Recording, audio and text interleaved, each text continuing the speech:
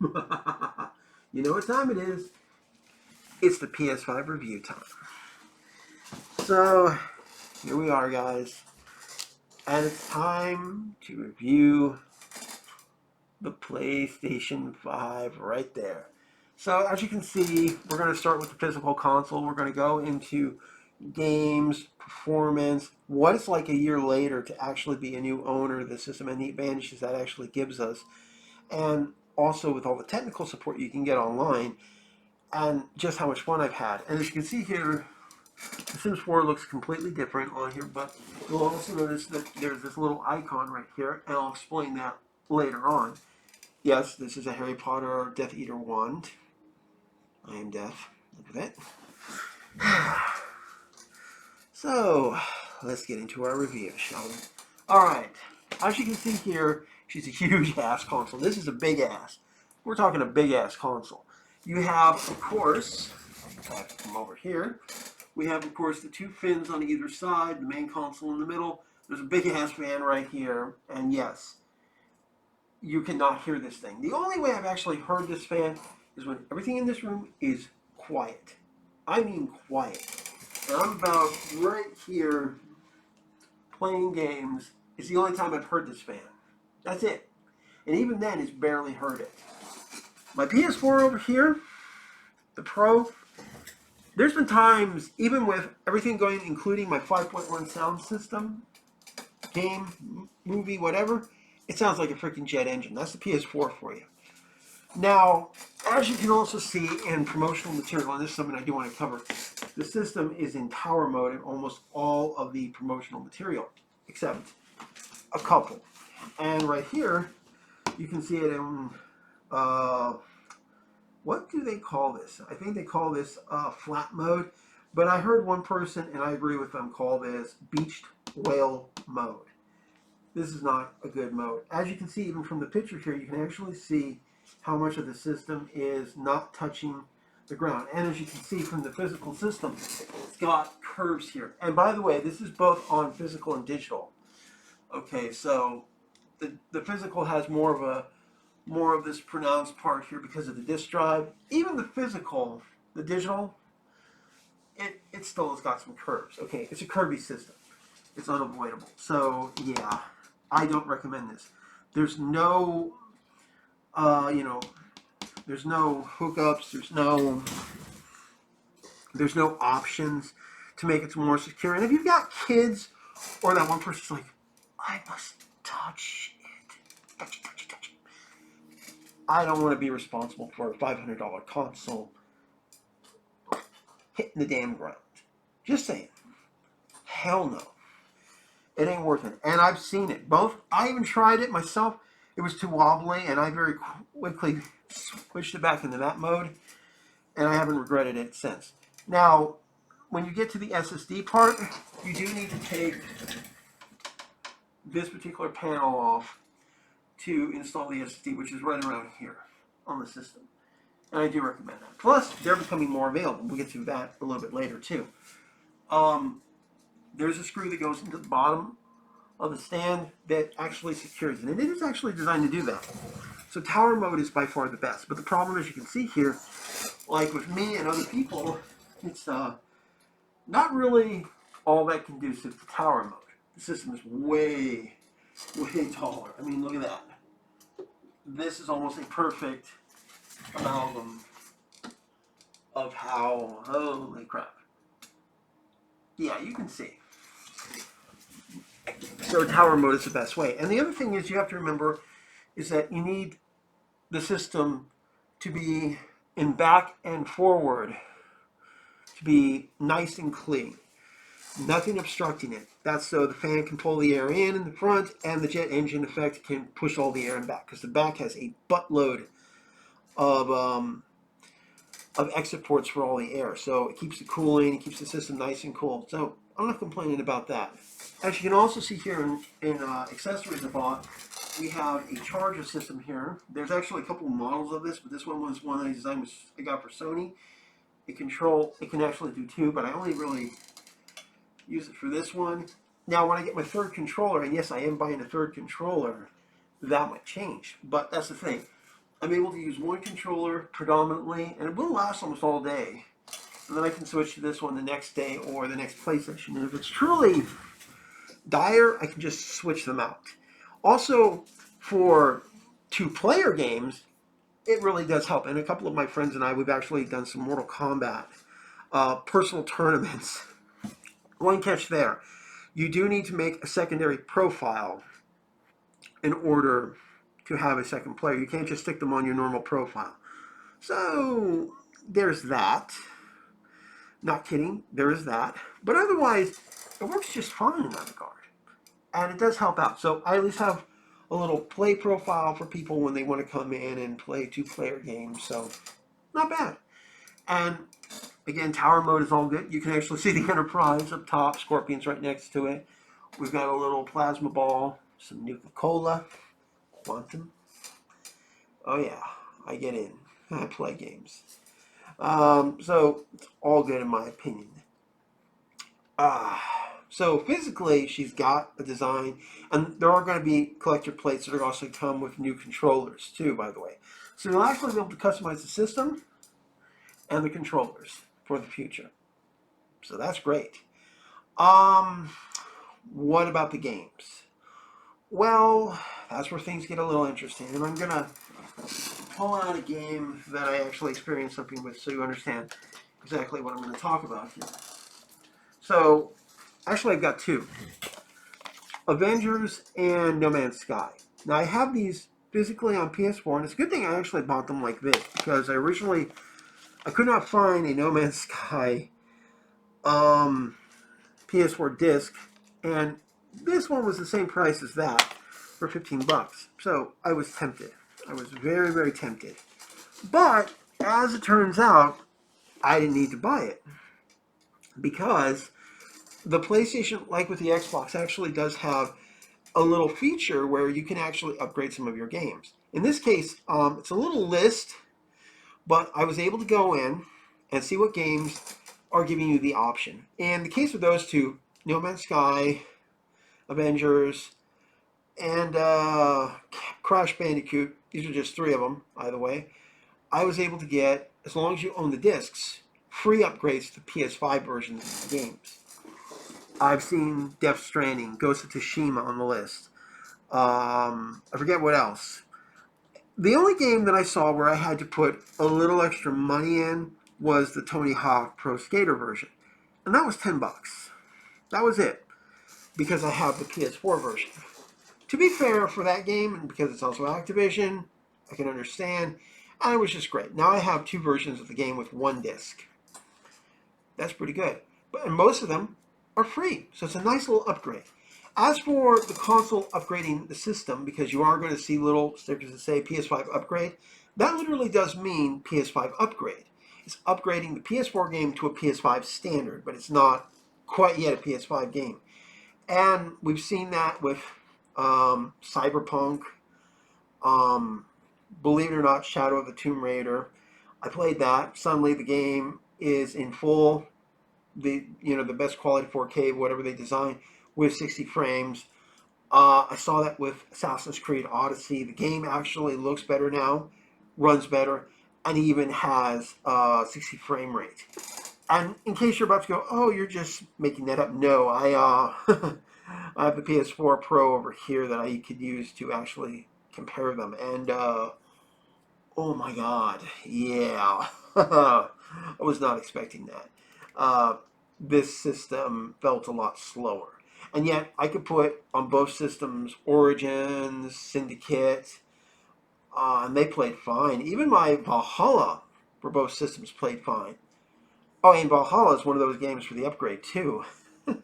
So that's nice to know. And there's a lot of other games that are just getting those upgrades. For example, God of War. The original PS4 Pro release of the game had a 1080p 60 frame rate option or a 30 frame and 4K checkerboard option originally. And I played it in both forms, and totally beautiful game either way. However, on this bad boy back here, and I can't even prove, right over there, it gave me the 60, it gave me 30 and the 4K checkerboard as the first option, and 60 frames and the 4K as the top option. I went with that top option. I didn't even know it could do that. I was like, damn. Damn. This game just got a whole lot better looking. That gives you a good option. So the upgrades are great. Now, what about the actual PS5 games? Well, it's a little mixed bag. On one hand, I've been playing Death Stranding again. It's got a 60 frame rate now. It's got new and improved content that was never in the original version. It's got a few other things.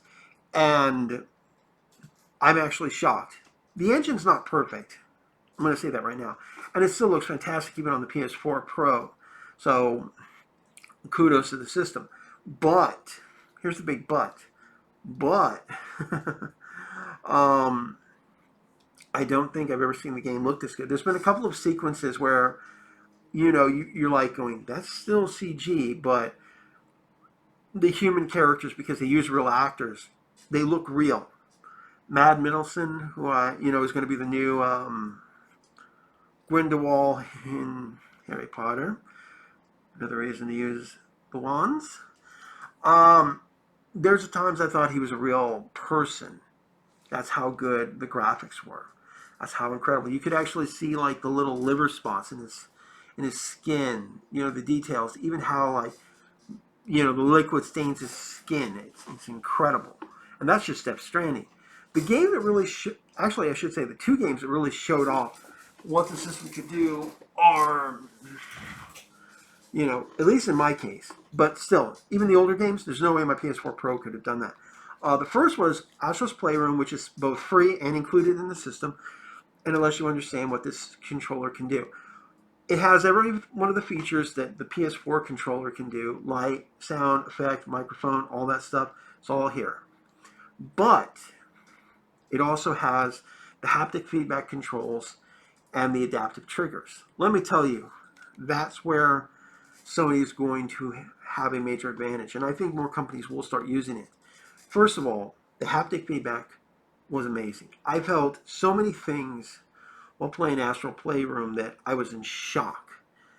And the triggers here. I actually got to feel what these triggers can do. And it was amazing. Then, with all those sensations, then I played Death Stranding again, and I realized something. In a couple of sequences with me doing stuff, I was getting adaptive figure and haptic feedback. It's not as effective as it was in Astral's Playroom, but it's there. And it works. And it was absolutely amazing to feel that. And to know, like, damn. It wasn't just, like a little rumble. No, I could actually feel feedback. So this is going to make a whole new level of gaming. Now, what about accessories? Well, I have the controllers and the charger station. I do recommend at least 2 controllers. I'm going to be getting a third, not just for color option, but also because it will continue to let me swap out controllers. So not one controller is going to become, broken or anything. And the drift fear, the controller doing its drift thing, like also on the Switch, should possibly not happen. So that's pretty good.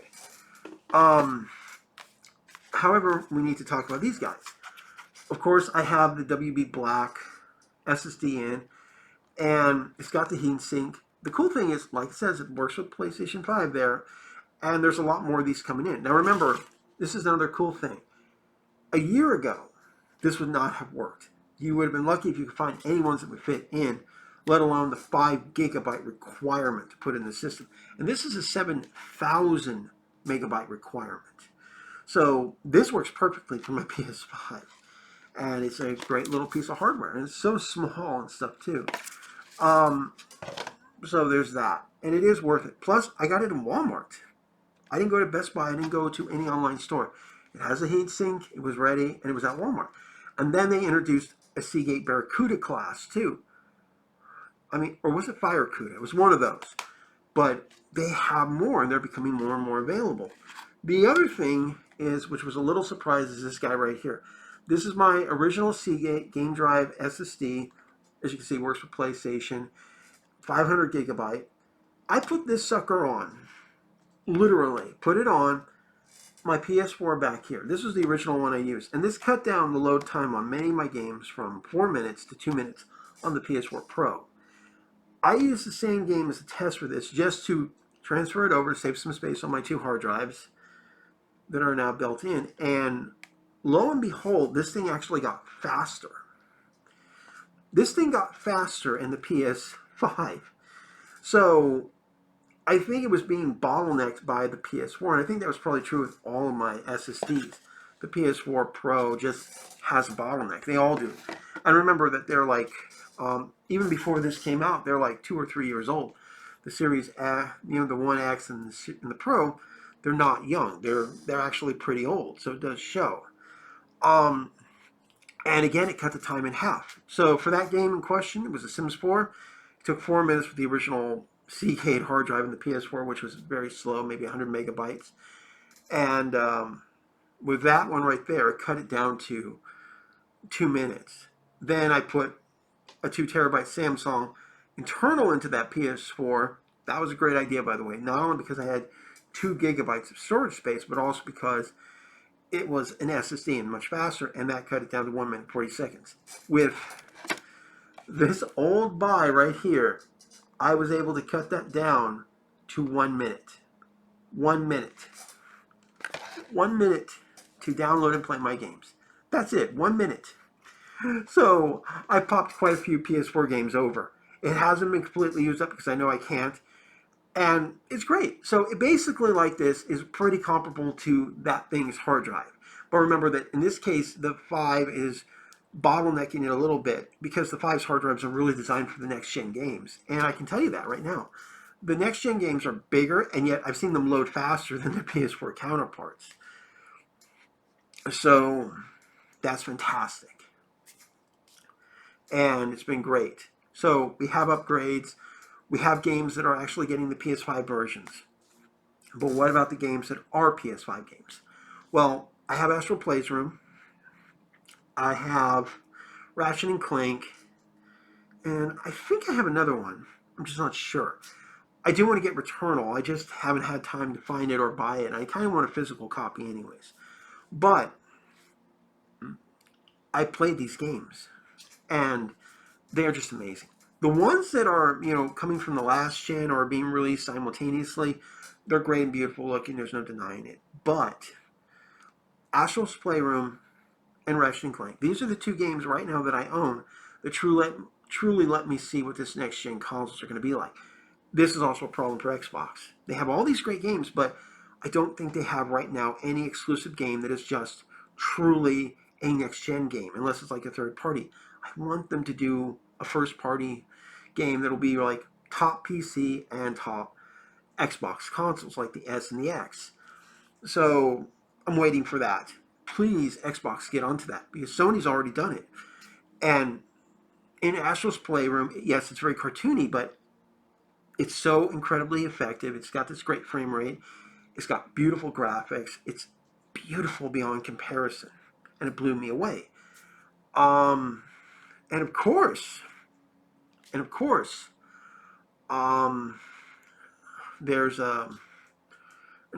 there's good old Ratchet and Clank. First of all, it has ray tracing. It has an option for 60 frames. In the best mode for ray tracing, good 30 stable frame rate, and also, not surprisingly, the actual 4K graphics. I saw details I never thought I would see before. And it showed me what this new next generation is going to be like when you're not having to also work on a previous generation. When you are making true, absolute next-gen games. The loading has been shocking with how fast it is. And the environments I've been able to drop in and out of. Sony really knew what they were doing here. I saw the level of detail in the Lombax fur. I saw creases in their clothing and stuff. I mean, it was just that good. And the ray tracing was spot on. I'm going to tell you now,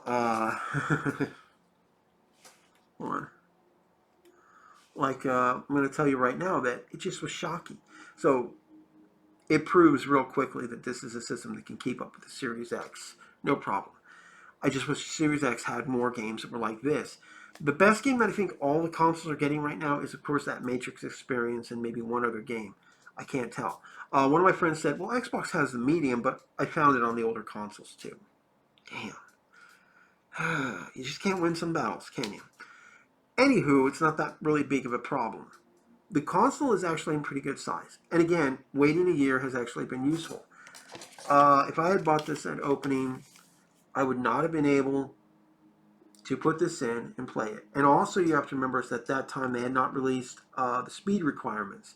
So somebody might have gone out and bought, like I said, one from like Office Depot that's like 35 gigs. Did I say that? I might have, I might not have. But yeah, I've gone in there and I've actually looked. And remember, I at least had an idea of the speeds, and what I saw was like 35 megabytes, 3,500 megabytes. So 3.5 gigs speed. This needs 4 gigs to work. Actually, sorry, it needs 5 gigs to work. That's not a joke. It's that fast. It's that important that you have the fast stuff. And, you know, they've also constantly been updating the software and clearly working on the hardware too. I haven't heard any real major serious like Red Ring of Death stories. So there's that. And remember, games are being upgraded, not just with things like, you know, the games that are getting the updates and stuff, but Assassin's Creed had that. I talked about God of War. You know, it's all looking good. It's all great. So I can't complain. Just from an older concept, this is working just wonderfully. And I was very happy. I mean, I have 3 sources of memory right now in my system. Yes, I would like to have a 2 terabyte in my console there, but I don't have $500 just lying around to buy a from GameStop a 2 terabyte with a heatsink SSD to shove in that system. Plus, the one I already have is pretty damn good. And I haven't even used up both high-speed SSDs yet either. So that's some good news. I love the fact that when you get a trophy, you actually get a video clip. You can delete them, or you can upload them, or you can make copies of them. You can do a few other things. I've just been really surprised with the level of detail here. You can take pictures. You can do online streaming with the camera. I have the camera. I just haven't done that. I don't really see a need to. I have my YouTube channel. That's all I really need on that front. You have a decent collection of games. I think even Plus is giving people occasionally like an extra list of games you can go in and get to get started. And Plus is still a top tier thing. There is rumors we're going to be getting a more in-depth PlayStation Plus membership soon, so who knows? There are more games on the horizon. God of War, Horizon, many other games. I'm shocked. I already have quite a few paid off too. I'm just waiting to get them. The collector's edition of Horizon 2 will be coming, so you'll be getting to see that unboxing. And it just is a great overall system. I can't wait. The only thing I haven't tested on that is my my ability to play movies. I know it does DVD, Blu-ray, 4K. I just haven't had a reason to. I really haven't. All in all, though, it's been fantastic. There is no optical drive. I mean, there's no optical output for the surround sound systems. I think my PS4 Pro is probably the last system that's going to have that for a gaming console, mainly because the HDMIs take care of all of that. And stuff. And plus, I don't need to use my system for 4K. I have directly behind me my little Sony 4K Blu-ray player. So I can do the 4Ks, Blu-rays, and DVDs with no problems, and even music. So there's that. I even have the portable Blu-ray player, which actually works very well. And it can be hooked up to one of my TVs if I feel like it. So no matter what, I have a pretty good collection here. My only thing is, we're still waiting on word of the next VR unit. We don't know what other little things they're going to come up with. The controller and the skin options for the physical console are a great little upgrade, so I might be able to update the design. Do pay attention to videos for installing your SSD and a few other things. And just have fun. Plus, the Audio 3D is the only thing I really don't use all that much, but I have heard it already making my room better, and I think that's just the passive abilities of it. I'm not going to lie, it's pretty impressive, and that's just passive, mixed with the 3D audio in my TV speakers. So that's good. Also, I really do recommend this one. You can buy physical or digital. It's not going to matter, but I think the physical does give you a few more options. Like I said, I've got physical discs, and I was able, in a couple of cases, to get free upgrades to the games. Also, having a few physical games has helped out, as sometimes the physicals are cheaper than the digitals. There is that. However, I've also bought, in the past, on sales, a couple of games. Maneater, for one. I have that. I bought it for my PS4 digitally. It was on sale. And I got the PS5 version. A couple of other games, too. So it's been great. So I can occasionally do that. And I like how they've upgraded the menu with the ability to tell which version of the game you're going to play. You can play a PS4 version or a PS5 version. Downloading the data has also been a little easier. They've actually checked out a few things, but it has taken some doing to get used to everything the menus have. So go through the manual and stuff. For example, the little PlayStation logo right here, that will access a lot. You'll need to press that in order to get back to the home menu.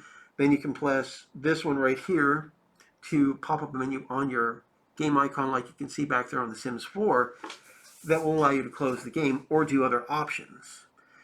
Check for updates, delete, check for download content, all kinds of good stuff. So there's that to remember and stuff. But you do need to push this after you're done with all of that and then scroll down, because that's where a whole bunch of other options is. If you have something downloading, it'll be down there. Putting the console into off or sleep mode. And yes, rest mode or sleep mode does actually help when you're downloading stuff and also charging any of the controllers that are connected via the C cable. So that's a good thing to remember too. Also, I just can't help but recommend it. If you're like me and you've got a PS4 library and you've also been waiting to play certain games like Cyberpunk, even though I have a Pro, I really wanted the 5 to play that game. But I've been so into Death Stranding and a few other things that have happened that it's been difficult to get into any other game. In fact, I still got to go through Ghost of Tsushima. Got to play that game again. The Sims 4 has played better. God of War had new modes that allowed it to play at 4K with 60 frames.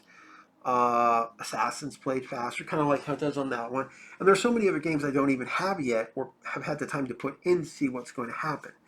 No matter what, this system is worth it. I'm going to say it now. If you've got the time, definitely, if you can get your hands on one, do it. Now, I know somebody said you got messed over with the bundle. The bundle was everything I wanted at the time. So I didn't get messed over. I can understand somebody who just wants the console. That might be a problem, but it wasn't a problem for me, thank God. Guys, like and subscribe, all that good stuff. I'll see you again, and just have a good time. Also, I'll see about putting any little updates on the system as I learn them too, also with games and so forth. See you later.